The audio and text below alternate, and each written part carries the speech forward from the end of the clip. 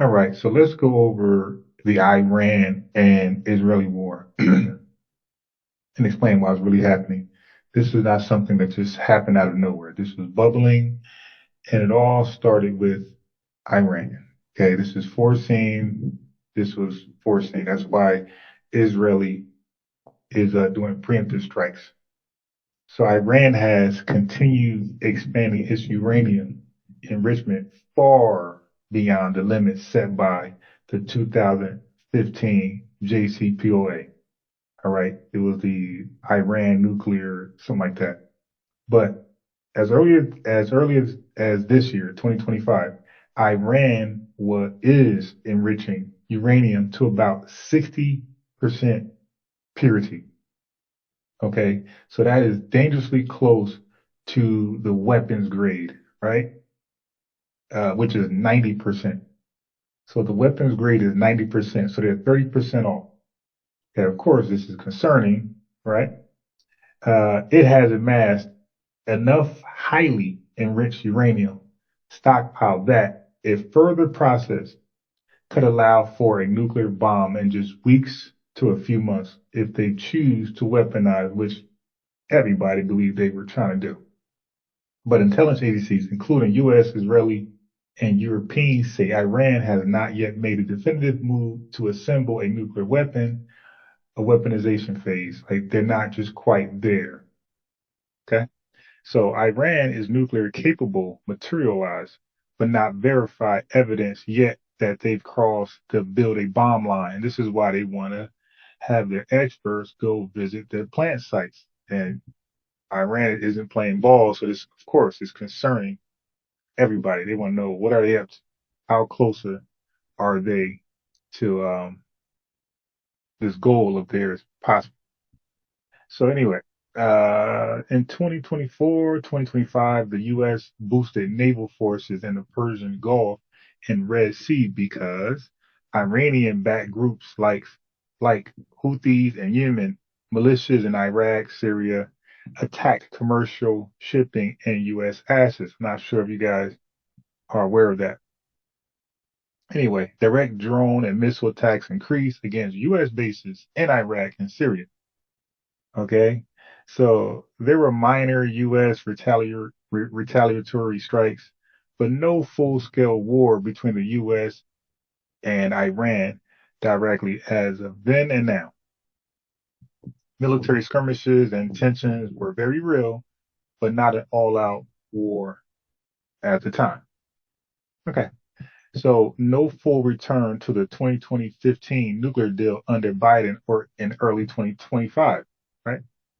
10 years removed. Negotiations under both U.S. and European efforts largely collapsed due to Iran's internal politics shifting more hardline, e.g., conservative leadership refusing compromises. Okay, we don't gotta say what we're doing or check in. Basically, Iranian demands to lift all sanctions immediately with no verification guarantees, which the U.S. and EU refused.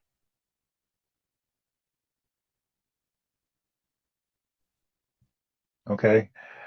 Some back channel talks continue mostly through Oman and Qatar, but no major breakthrough. No major breakthrough.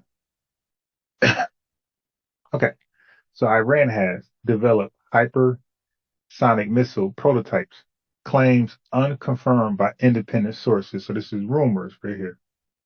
All right. Advanced their drone warfare capabilities. Now that's confirmed. Cheap but effective drones have been used in conflicts in Ukraine, Yemen, and Iraq. So I believe they're sending some of those drones to Russia. Strengthen regional militias, e.g., Hezbollah, Houthis, with better rockets and drones. Okay, so that's what's going on, and it is what it is. So Iran is closer to having nuclear bomb making material, but hasn't made a bomb yet because I don't believe Israel would have struck like that. The U.S. and Iran are fighting through proxies and airstrikes, not a direct war. Iranian missiles and drones are improving, but some of their hypersonic claims may be exaggerated. try to scare us folks over here. Diplomacy is in a bad shape. Intentions are higher than they ever been in years between Iran and the U.S. So this is not even Israel too. But I'm speaking on behalf of America, the USA. So again, like I said, this was foreseen. I had already did some research on this. What happens if Iran doesn't check in with the West with this nuclear stuff, right? So it was already got these bullet points. It already said that Israel views a nuclear armed Iran as an existential threat. Okay, so Israel has a long-standing policy of preventing hostile neighbors from obtaining nuclear weapons, e.g., bombing Iraq's Osirak reactor in 1981 and Syria's facility in 2007. So they're already taking these guys out, their nuclear potential facilities. So this, like I said, this was seen. This was foreseen. Iran knew it. Okay. So what was likely to carry out is what we're seeing. Airstrikes on Iranian nuclear sites, e.g. Natanz and Fordo. Cyber attacks like the 2010 Stuck Next operation and targeted assassinations of Iranian nuclear scientists as has done previously and we just read recently. They targeted some scientists and killed them by taking out some nuclear sites. Okay. Now the question that some of you might have is, when will the U.S. invite themselves in this war? So U.S. would not ever have made the first move. It was always going to be Israel. Okay. So, but obviously they're going to support Israel militarily and Iran does not like that. Uh, conduct airstrikes or naval operations to cripple Iran's air defense and nuclear facility. That's what America would do to help Israel out. To and I heard they got like B-2 bomber jets that can do the job. So they can deploy forces to the Persian Gulf and protect allied Gulf nations, Saudi Arabia and the UAE. Okay, so it'd be massive escalation in the Middle East. Risk of American casualties, global oil supply disruption. That, here we go again. Iran will be further isolated if this happens at the UN.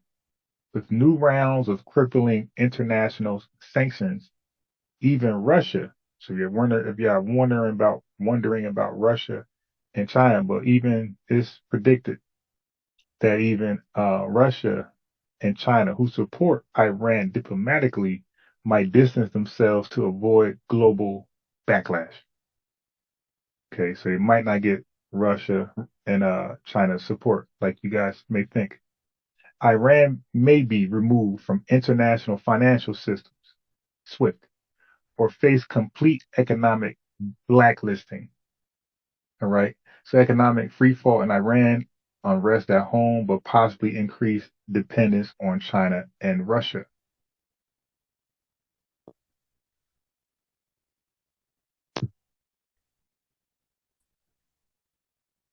Right.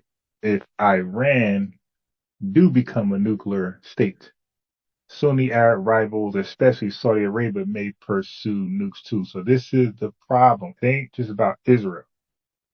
Okay. It's about the other ops of Iran is going to be like, hey, man, we got to protect ourselves. So, it's all green.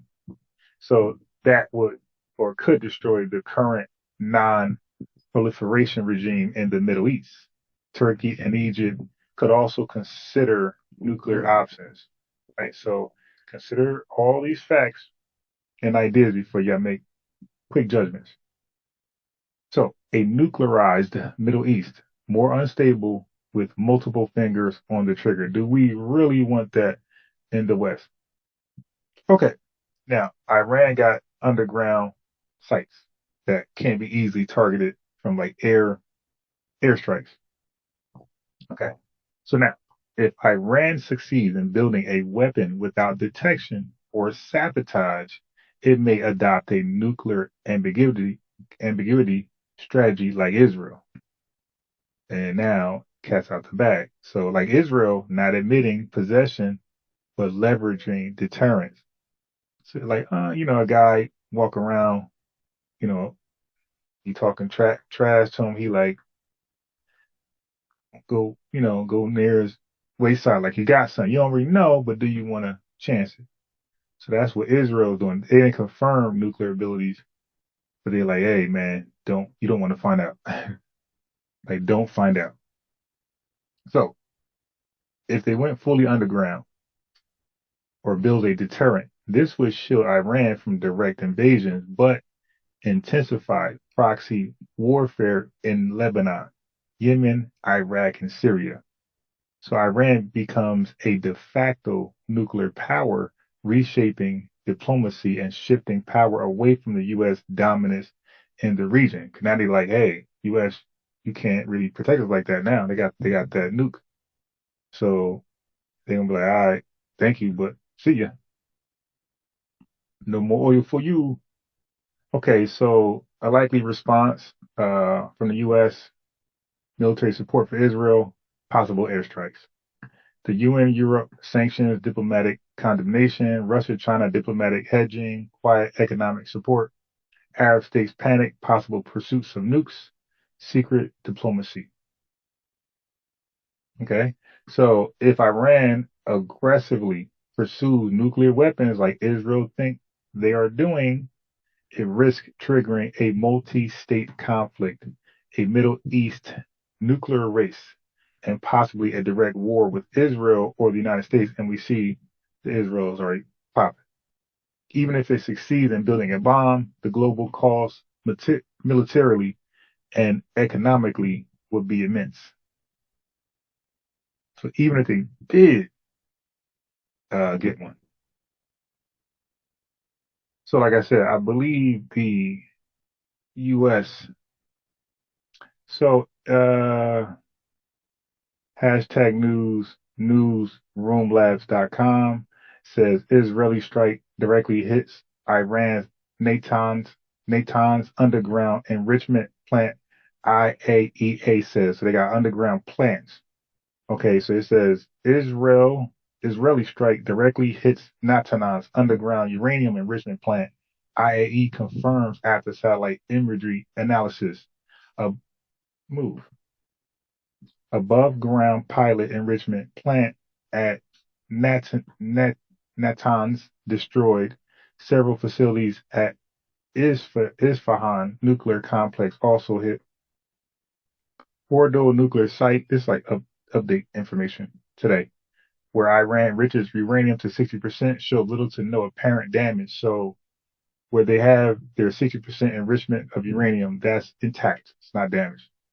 IAEA, so that means there's still a threat, continues to assess damage through satellite imagery, unable to conduct on-site inspections, what they would like to do, obviously, because they want to know, like, what are we dealing with before it's too late.